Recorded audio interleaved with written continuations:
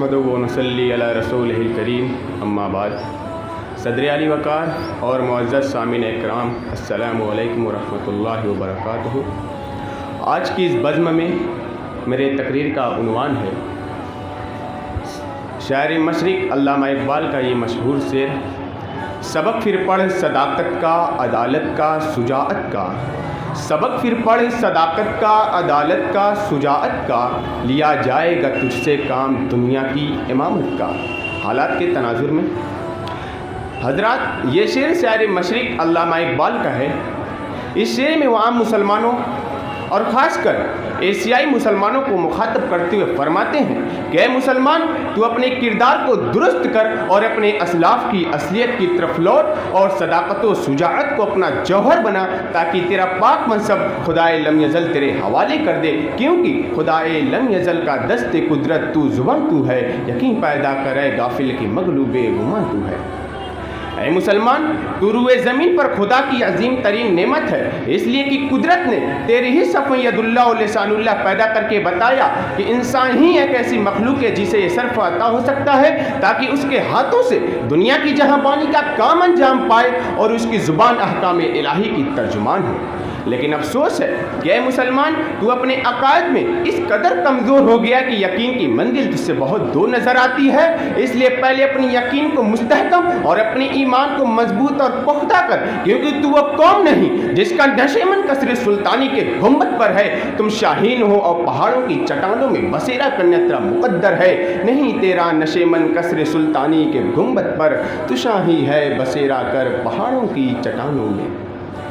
تیری منزل دنیا کی وسعتوں سے کہیں دور اور بالا تر نہیں، تمہاری نگاہوں میں دنیا کی ذرہ برابر حقیقت نہیں، تم خاندان کے اسیر نہیں بلکہ چاند ستارے تمہاری گردراں ہیں، ستارے جس کی گردراں ہو وہ کارواں تو ہے۔ اے مسلمان، یہ کون و مقام فانی ہے، لیکن تو جس مذہب کا پیرو ہے اس کا دامن ازل اور ابد سے وابستہ ہے، تیرا وجود عین منشاء قدرت ہے، اب تیرے بعد کوئی قوم پیدا ہونے والی نہیں، تو ہی خدا کا آخری شاہکار ہے، تو ہی زینت بزم عالم ہے اور دنیا کی زینت تجھ سے ہے۔ اگر تو نہ ہوتا تو اس بزم کی رونق نہ ہوتی۔ تو خدا کا وہ خاص بندہ ہے جسے قدرت نے خلیل اللہ کے لقب سے سرفراز کیا، جس نے ملت ابراہیمی کی تعمیر کی، تو بھی اسی دین پر ہے، اس لیے تو بھی انہی اوصاف کا حامل اور کاشان اسلام کا معمار ہے۔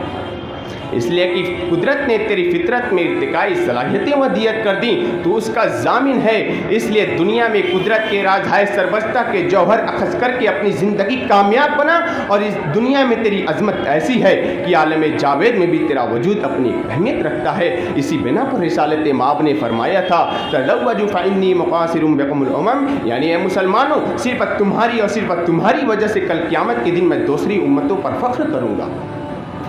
اے مسلمان، تمہارا ماضی روشن رہا اور آج یہ بات بالکل واضح ہے کہ پورے عالم اور پورے دنیا کی رہبری اگر کوئی قوم کر سکتی ہے تو صرف مسلمان ہے۔ مسلمانوں نے اپنے اقتدار کے دور میں جتنا ملکوں کو سر بلند کیا اور جو آثار چھوڑے ہیں ان کا تذکرہ رہتی دنیا تک ہر قوم کی زبان پر باقی رہے گا، اور ان کے علمی خزانے آج بھی صاحبان علم کی رہبری کرتے ہیں، ان کی اختراعات و ایجادات کا لوہا آج بھی یورپ والے مانتے ہیں۔ مگر افسوس ہے کہ اے مسلمان، تو نے اپنی فطرت کو چھوڑ دیا اور دنیا کے دوست بدوش چل کر غلط کاریوں میں مبتلا ہو گیا، اور شاید تو بھول گیا کہ دنیا کی امامت اور رہبری کا کام تجھ سے ہی لیا جائے گا۔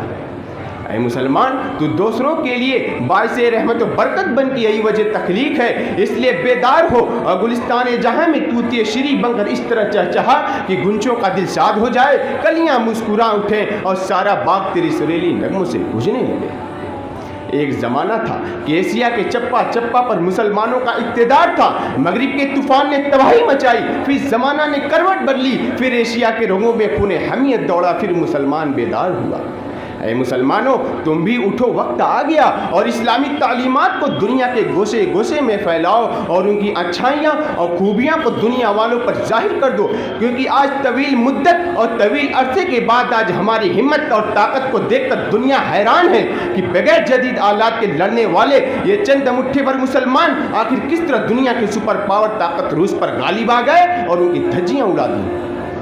ہمیں توقع ہے کہ اگر ہم اسلامی کردار سے بن سنور کر جب ان کے سامنے آئیں گے اور اسلامی تعلیمات کو ان کے سامنے پیش کریں گے تو انشاءاللہ وہ اچھی طریقے سے سمجھ سکیں گے. اور اگر تمہارا گمان رہا کہ ہم خانقاہوں اور حجروں میں بیٹھے رہیں اور یکایک سلطان صلاح الدین التمش محمد بن قاسم بن کر نکلے تو کان کھول کر سن لو, ایسا ہرگز نہیں ہوگا. ہزاروں سال نرگس اپنی بے نوری پہ روتی ہے, بڑی مشکل سے ہوتا ہے چمن میں دیدور پیدا. آئیے دوستو ہم یہ عہد کر لیں کہ علامہ اقبال کے اس شعر کو اپنا مقصد حیات بنائیں گے, اور اللہ پاک سے دعا ہے اللہ پاک ہمارے پاک منصب میں پھر کامیابی نصیب عطا فرمائے. سبق پھر پڑھ صداقت کا, عدالت کا, شجاعت کا, لیا جائے گا تجھ سے کام دنیا کی امامت کا. وآخر دعوانا الحمدللہ رب العالمین.